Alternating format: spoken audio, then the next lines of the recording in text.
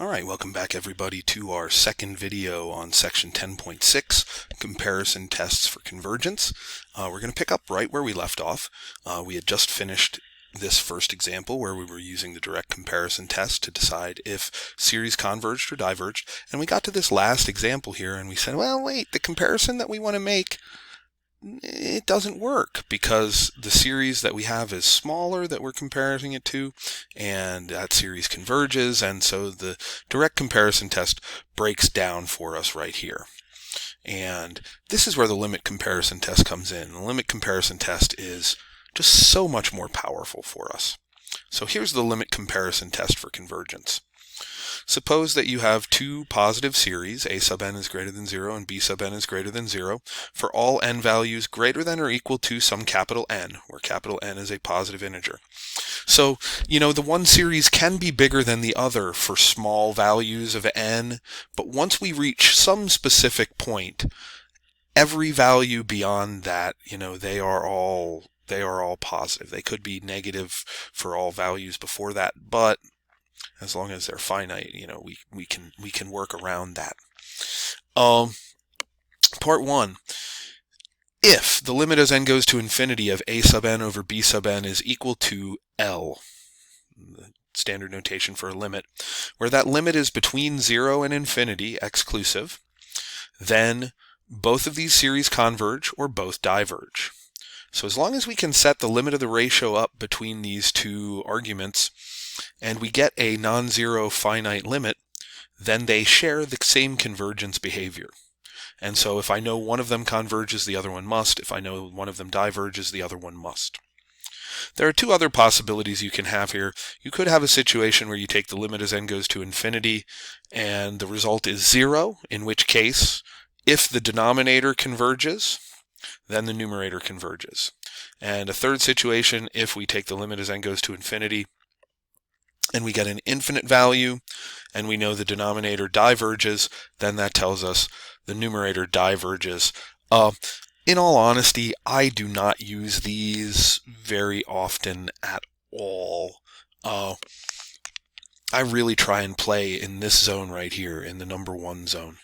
From a strategic standpoint, I'm always trying to force this situation by choosing something that results in a finite non-zero limit, and then dealing with that accordingly. All right? So let's go ahead and we will show this in practice. All right, so first series, sum from 1 to infinity of the quantity 2n plus 1 over the quantity n plus 1 quantity squared. And now I want to decide what I'm going to compare this to. Okay, now for me, in order to figure out what I'm going to compare it to, I look at and figure out what's the largest power of n in the numerator and the largest power of n in the denominator when we expand it out. The largest power of n in the numerator here is n to the first. The largest power of n in the denominator is n to the second. So this is like n over n squared when n gets really big, which is the same as 1 over n. So that's what I'm going to compare this series to. I'm going to compare it to 1 over n. Then I'm going to take the limit as n goes to infinity of the ratio of these two things, 2n plus 1 over quantity n plus 1 squared, all of that over 1 over n. And it doesn't matter which series we put in the numerator and which one we put in the denominator. Doesn't matter. This is equal to the limit as n goes to infinity of 2n plus 1 over n plus 1 quantity squared times n over 1, which is the limit as n goes to infinity of 2n squared plus n over n squared plus 2n plus 1, and this limit is 2. 2 is a non-zero finite value. Since this limit L is between 0 and infinity, these series share convergence behavior.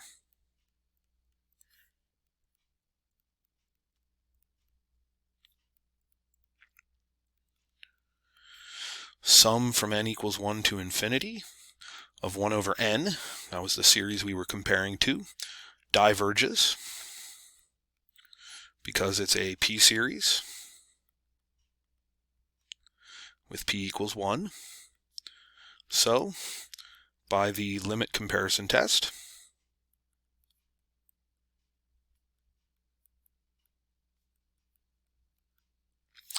sum from 1 to infinity of 2n plus 1 over the quantity n plus 1 quantity squared diverges.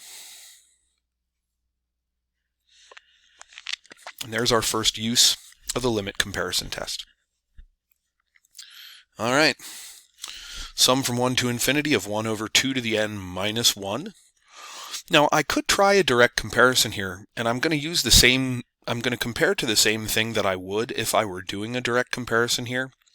The thing is if I tried to do direct comparison to 1 over 2 to the n, I would find that since this denominator is smaller, this fraction is bigger. And so I've got something that's bigger than a convergent series.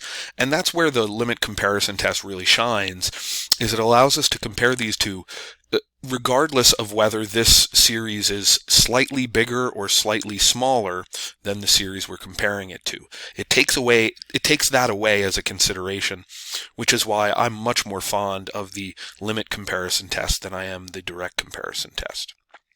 So if we take the limit as n goes to infinity of, and I'm going to go ahead and do this as 1 over 2 to the n.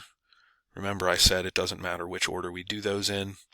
If I simplify this, this becomes the limit as n goes to infinity of 2 to the n minus 1 all over 2 to the n, which is the limit as n goes to infinity of the quantity 1 minus 1 over 2 to the n. As n goes to infinity, this equals 1. 0 is less than 1 is less than infinity. So these share convergence behavior.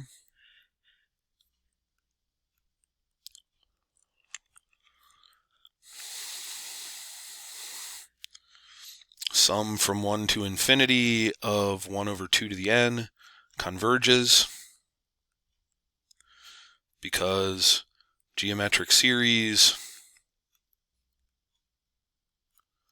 with r equals 1/2. So by the LCT, sum from 1 to infinity of 1 over 2 to the n minus 1 converges.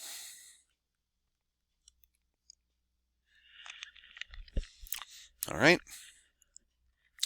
Next, sum from 1 to infinity of 3n plus 2 over n cubed minus 2n. Notice that this one is a little bit troubling for us in the beginning because we have a series that is negative, but just for the first term. But since that is finite, like in essence, we could compare the sum from 2 to infinity of this to the sum from 2 to infinity of something else and show that it converges, and then just add that one finite term that shows up in the beginning on and makes it a convergent series. So, don't think that I've neglected that. The first term of this is negative. It's just that I can, compare it to a slightly smaller series and then add that one finite term on the front end, and it's not going to be a big deal for us. We're going to compare this to the sum from 1 to infinity of 1 over n squared. Again, I got that by looking at the largest power of n in the numerator and largest power of n in the denominator. I'm going to go ahead and take this limit, and this becomes the limit of 3n plus 2 over n cubed minus 2n, all divided by 1 over n squared, which is the limit as n goes to infinity of 3n plus 2 over n cubed minus 2n times n squared over 1, or the limit as n goes to infinity of 3n to the third plus 2n squared all over n to the third minus 2n. So this limit is 3. 3 is a non-zero finite limit. So these series share convergence behavior.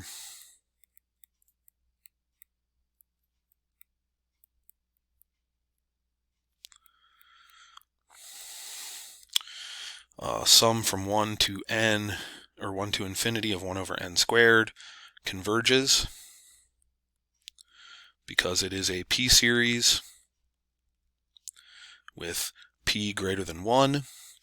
So by the LCT, sum from 1 to infinity of 3n plus 2 over n cubed minus 2n converges.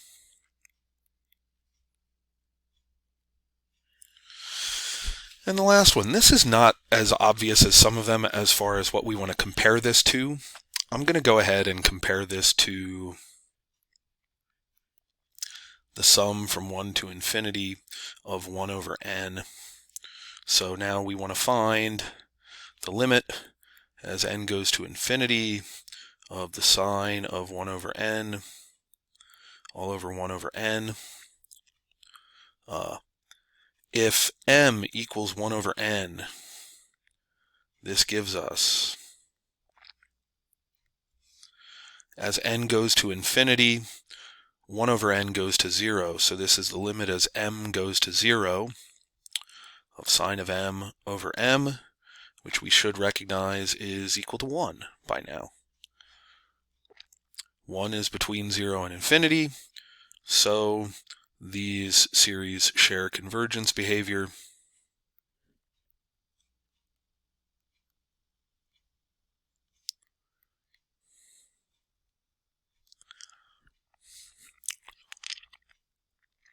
Sum from 1 to infinity of 1 over n diverges because it's a p-series with p less than or equal to 1. So by the limit comparison test, sum from 1 to infinity of sine of the quantity 1 over n diverges. All right, and that's the limit comparison test. So now we know our comparison tests. And like I said earlier in the lesson, I use the limit comparison test a whole lot more than I use the direct comparison test. Because like I said, the big difference between the two is that we don't need to worry about, which series is bigger than which in order to apply the limit comparison test, whereas we do need to worry about that with the direct comparison test. All right, that takes us to the end of this video and the end of this lesson. Go ahead, do some practice and some MyAP work, and we'll come back next time for section 10.7, which is the alternating series test for convergence. So we're finally going to step away from strictly positive series and start looking at some infinite series that are alternating and how we're going to deal with those. All right, have a great rest of your day. See you next time. Bye-bye for now.